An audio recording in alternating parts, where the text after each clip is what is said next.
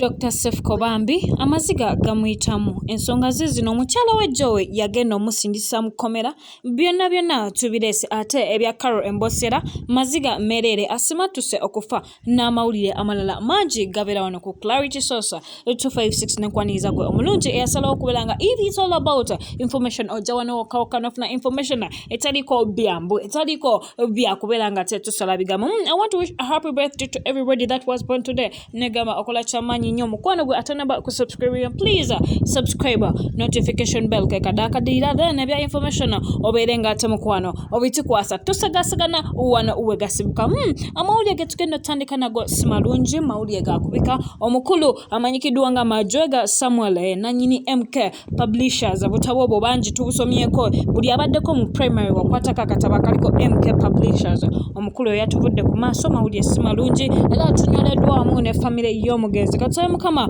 omwoyo gw'omugenzi agulamuza kisa ne family esobola okubeera nga te eyita mu mbeera eyo mbeera sinungi naye katabe tujja kugiyita mu gatatuzzeko ne kusaida eya radio Simba empologoma ey'eddembe mawulire nago simalungi yadde agava ku saidi eyo. Omuweereza waffe amanyikidwa nga omulungi Carol embosera munnange yagudde ku accident yafunye akabenje ku luguudo lw'e Masaka bwe yabadde n'omwagalwa we abangi gwe bayita habi munnange babadde mu motoka bonna era emmotoka yatuuse ku mbeera eyo kiba kitegeeza bo ababaddemu embeera teyabadde nnungi gye babajjiddemu babajjamu ne batwala ku ddwaliro eryabadde liriraanye naye ng'embeera yo si nnungi yadde era we tubeera tusaba tumuteeke mu ssala omukyalo oyo Carol embosera abadde akuweereza programu eri ku radio Simba mukwano muteeke mu ssala ze embeera si nnungi yadde naye katusabe mukama ate amusuuse owamu n'omwami we basobole okubeera nga te badda mu bulamu. Carol tukyamwetaagira ddala ku radio akyayina okubeera nga te ebya information naye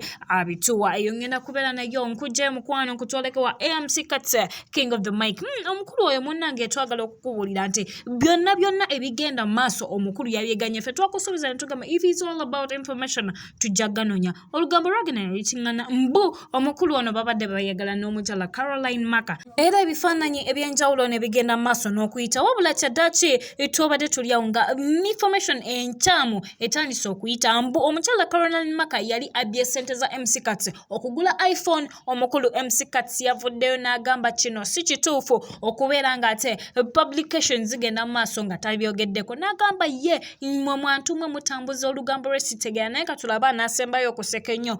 Omukulu yeeyongeddeko mu busungu obuyitirivu n'agamba nti byonna ebigenda mu maaso talina n'ekimu kyamanyiko era talina n'ekimu kya supportinga n'agamba omukyala Caroline Macah tabbangako yadde n'ennusu ze 10 era talina kigendera kyonna kyakubeera nga attatana erinnya ly'omukyalo oyo bibiri ku saidi eyo ate nga tuvuddeyo ne tugendako kuwa omukulu Dr. Cephcho mawulire agali eno bannayinza simanyi na kumanya tokutuusako story fa Clarity tuzikuwagwa atagiraba okufollowinga obulungi genda mabega olabe story eyo mbu Sewuma yali ageze maaso n'okubeera nga yenna nnyini lubuto omukyala oyo Joe Raina twabadde tulyawo ng'omukyala Joe ajja information agamba Cephcho olimba ng'oyogera si mazima era bw'atyo Cephcho naye n'anyiga n'amugamba bw'obeera bw'ogambye mukwano buli omu ayawukane munne kubanga onjagaza kukomera sagala nnyo njogerere bintu ebyo nga sirina videos wabula njagala nzikulekere ozirabeko gwe kennyini weerabireko omanyi ki ekyagenze maaso. That's all we have for today. Thank you for keeping it Clarity Source 256 mukwano gwe atanaba kusubscribinga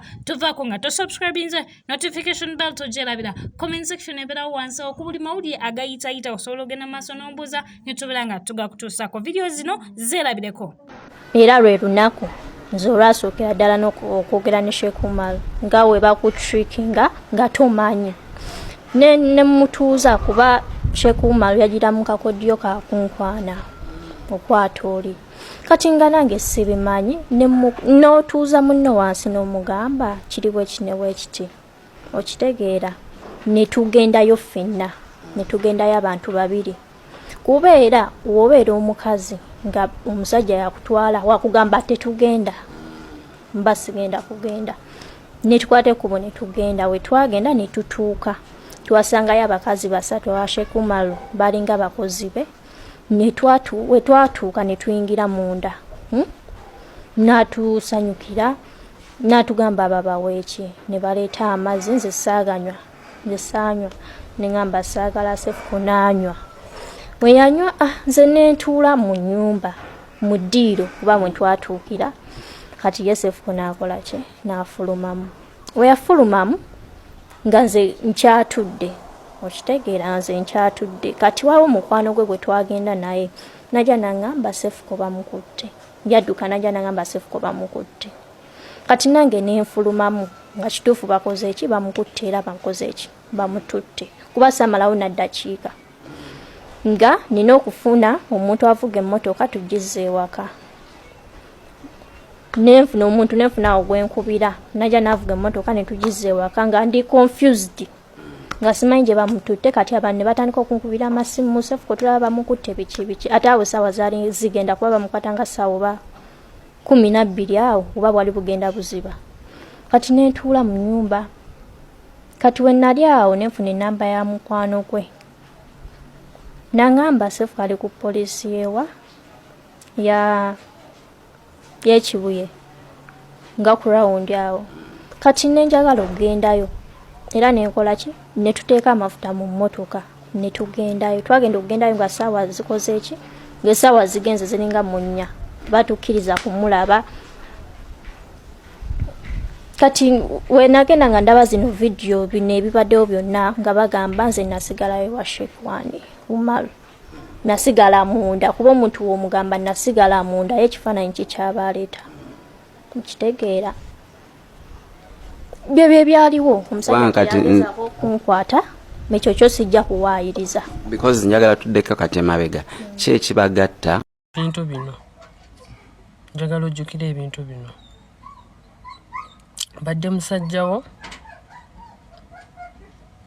musajjawo nga twebaka ffenna mu buliri nkumanyi in and out but you have disappointed me sikeerangako ku makya ne ndowooza nti oyinza okunkola ekintu bwe kiti wa illa okikoze ddala nga okikoze ng'oyagala mbeere mu kkomera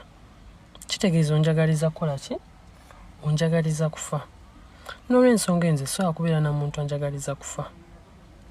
era nkwesonyiwa omusajja yenna akwagala akutwale badde nkwagala nnyo nga nkulwanira ne bwe baŋŋamba nti gye wakoze ensobi yiyo nga njirabako nga nsobola okubeera nga nvayo ne nkulwanirira bingi ebibaddewo Joey sagala weerabire yes kino ye bingi ebibaddewo ku kooti nga babiŋŋamba